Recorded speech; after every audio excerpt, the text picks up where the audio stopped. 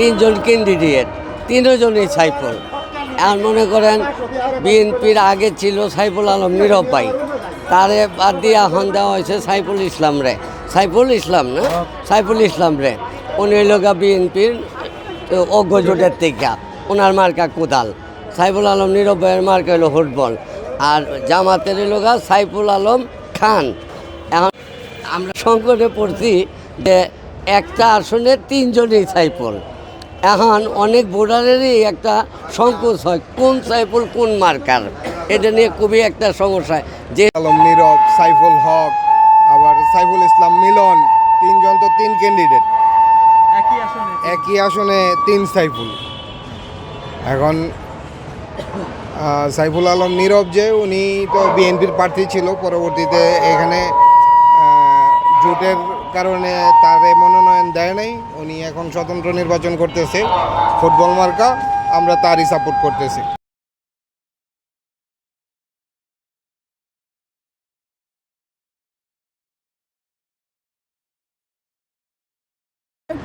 হ্যাঁ, ওই কোদাল মার্কা আমরা তো আর ওনারা ঠিকমতো চিনিও না, এলাকায় দেখিও না কোনো দিন। যা আমি দেখি নাই, আমি এলাকায় বহুদিন কোনো এলাকায় আসলে কোনো দিন জীবনেই দেখি নাই এই 40-50 বছর বয়স্ক।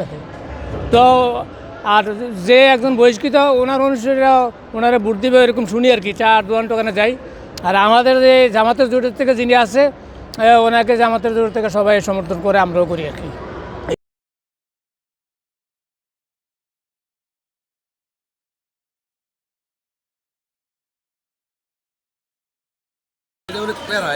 চিনে থাকে না কে পাশ হবে কে না হবে বলা গেতেছে না।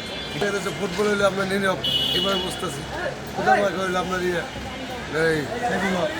হ্যাঁ সাইফুল হক, আবার দাঁড়িপাল্লা হইলো মিলন খান, এই হিসেবে একটু বোঝা গেছে। ভাই প্রচারণার সময় বলতে আপনার জামাতে এখন কনফিউজের একটা ব্যাপার হলো সাইফুল আলম মিলন, সে হলো জামাতে, আর সাইফুল আলম নীরব সে হলো বিএনপির। আবার সাইফুল হক মানে তিনজনই পড়ে গেছে 12 আসনের ভিতরে সাইফুল হক হিসাবে। তাকে একটা হাস্যকর ব্যাপার। তো এখন ভোট দিতে গেলেও মনে করেন না যে সাইফুল হক মিলন, সাইফুল হক নীরব, মানে একটা কনফিউজের ব্যাপার ভাই। এখন ভোট দিবার সময় যেমন আমি নাখালপাড়া হোসেন আলী স্কুলের ভোটার, 25-এর ভোটার, তখন আমার যাকে মানে আমার নেতা হিসাবে ভালো লাগবো তাকেই আমি ভোটটা দিব। তো এই নাখালপাড়া যে উন্নয়ন করতে পারবে, নাখালপাড়ার জন্য যে আমাদের পাশে দাঁড়াবে, যে আমাদের জন্য ভালো কাজ করবে, আমরা সাইফুল হক নীরবকেও চিনি, সাইফুল হককেও চিনি, সাইফুল হক মিলনকেও চিনি। আমাদের ভোট আমরা কাকে দিব এটা আমার বলার দরকার নেই, কিন্তু মনের কথা সাইফুল হক তিনজন, আশা করি যে কোনো একজনে ভোট পাবে ইনশাল্লাহ।